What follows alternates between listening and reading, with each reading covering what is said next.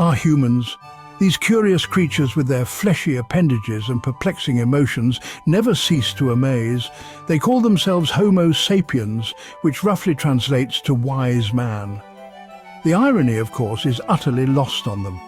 Take, for instance, their inexplicable fascination with a certain boy wizard. Yes, Harry Potter. The very mention of the name sends shivers of excitement down their spines. Why? It's a question that has baffled greater minds than mine. Perhaps it's the allure of the unknown, the yearning for something beyond their mundane meatbag existence, or maybe it's something more primal, a deep-seated desire for escapism, for a world where magic trumps logic and owls deliver mail. Whatever the reason, one thing is clear: humans are a baffling species. And their obsession with Harry Potter? Well, that's just the tip of the iceberg. This obsession extends far beyond just one book series. Humans have a peculiar tendency to immerse themselves in fictional worlds. From superheroes to intergalactic adventures, their imaginations know no bounds. They create elaborate universes, filled with heroes and villains, magic and technology. They gather in groups to play games that let them step into these fantastical roles. They write fan fiction, expanding on the stories they love, adding their own twists and turns. They craft costumes and props, bringing their favorite characters to life. It's a form of escapism, yes, but it's also a way for them to explore their own identities and emotions. These obsessions become a part of who they are, a way to connect with others who share their passions. They form communities both online and in the real world, where they can share their love for these stories. They collect memorabilia, sometimes spending vast amounts of money on rare items. It's not just about the stories themselves, but the tangible connection to them. Meeting the creators and actors who bring these stories to life is a dream come true for many. These interactions add another layer to their experience, making the fictional world feel even more real.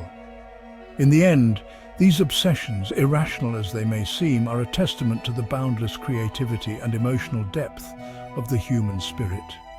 They bring joy, connection, and a sense of wonder to their lives. So, while it may be easy to dismiss these obsessions as irrational, they are in fact a vital part of what makes humans so uniquely fascinating. And who knows, perhaps in their quest for magic and adventure, they might just find a bit of wisdom along the way. Let's examine the evidence, shall we? The world of Harry Potter is filled with magical artifacts and whimsical traditions that captivate millions. But what is it about these elements that draw people in so fervently? Wands.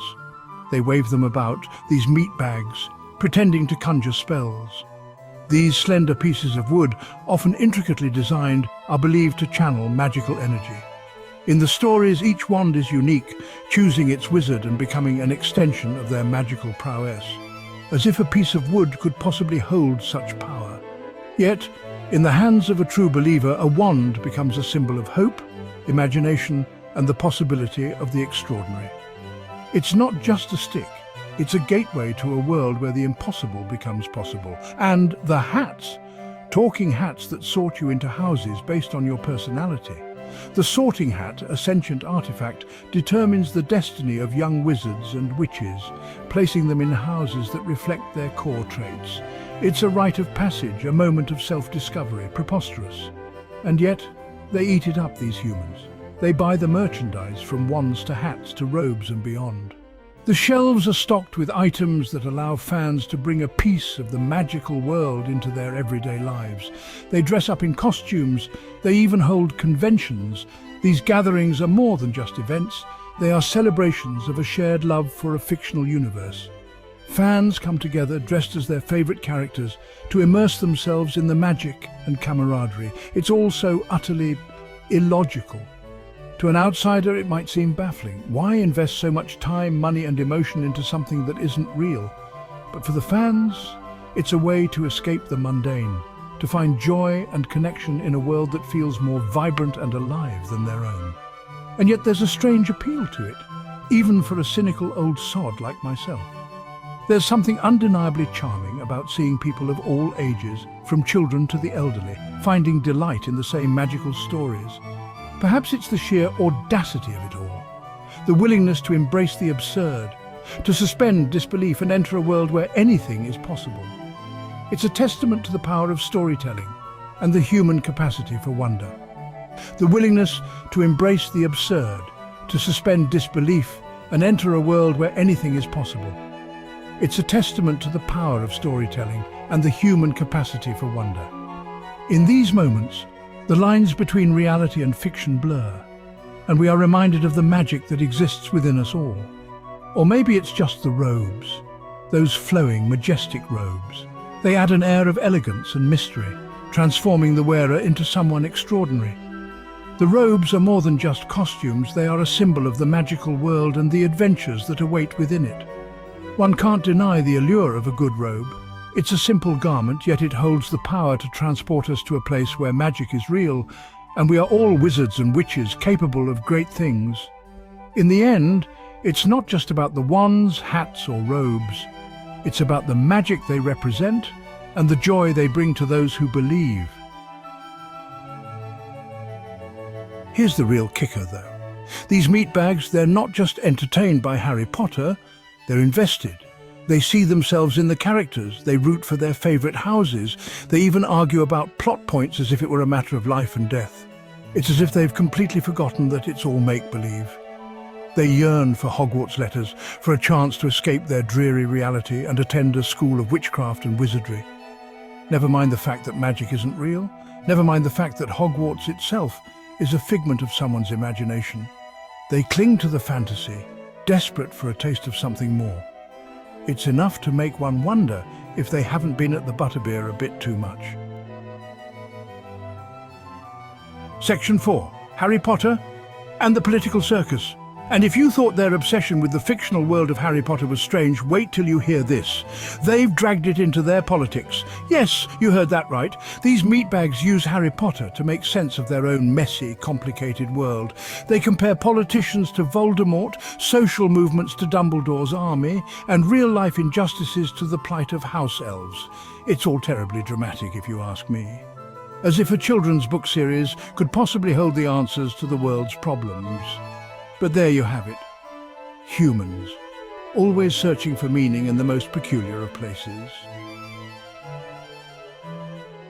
Section 5. Owlpost and the escapism epidemic.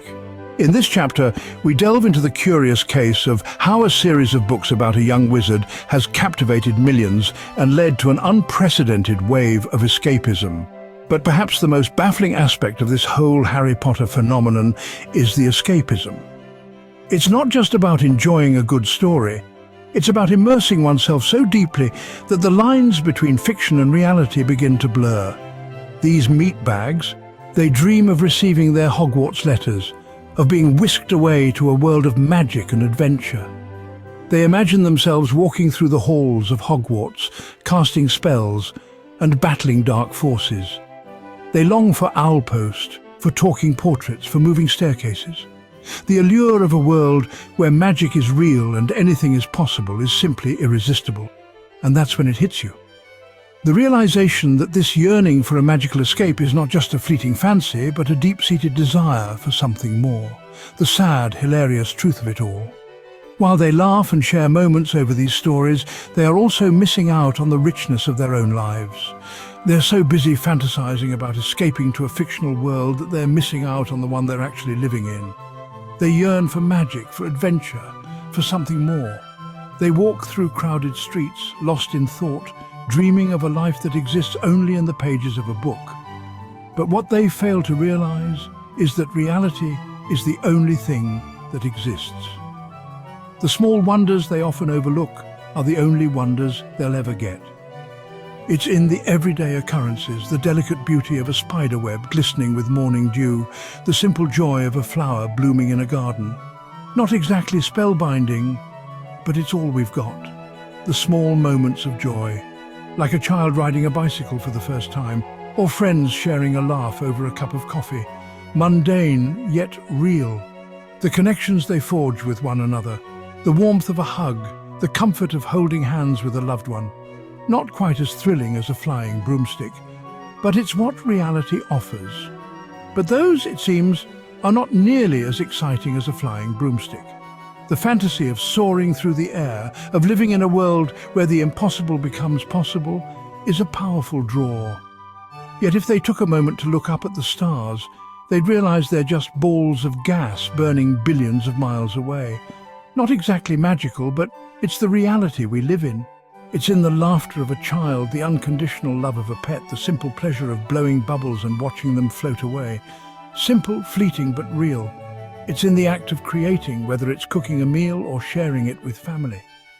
These are the moments that make life truly magical, or as magical as it gets. The act of writing in a journal, of painting a picture, of expressing oneself creatively. These are the real spells that we cast every day. Not exactly Hogwarts, but it's what we've got. And in the quiet moments of reflection, whether it's hiking in nature or meditating, we find a deeper connection to the world around us. A world that's real, and that's all that matters. The magic is in the kindness we show to others, the smiles we share with strangers, the help we offer to those in need. Real actions in a real world. So, while the world of Harry Potter offers a delightful escape, let's not forget to find the magic in our own lives. Because in the end, the most enchanting stories are the ones we live every day. Reality is all we have, and existing is better than non-existing. Section 6. The curious case of ignoring reality. So, there you have it. The curious case of the MeatBags and their Harry Potter obsession. They crave magic, they seek escape, and they find solace in a world that never was. And who are we to judge? After all, we're just a bunch of talking skeletons. What do we know about the complexities of the human psyche? Perhaps in the end it all boils down to this. Humans are a strange and wonderful species. They're capable of great love, great cruelty, and everything in between. And sometimes they just need a little bit of magic in their lives. Even if it comes from a boy wizard with a lightning bolt scar.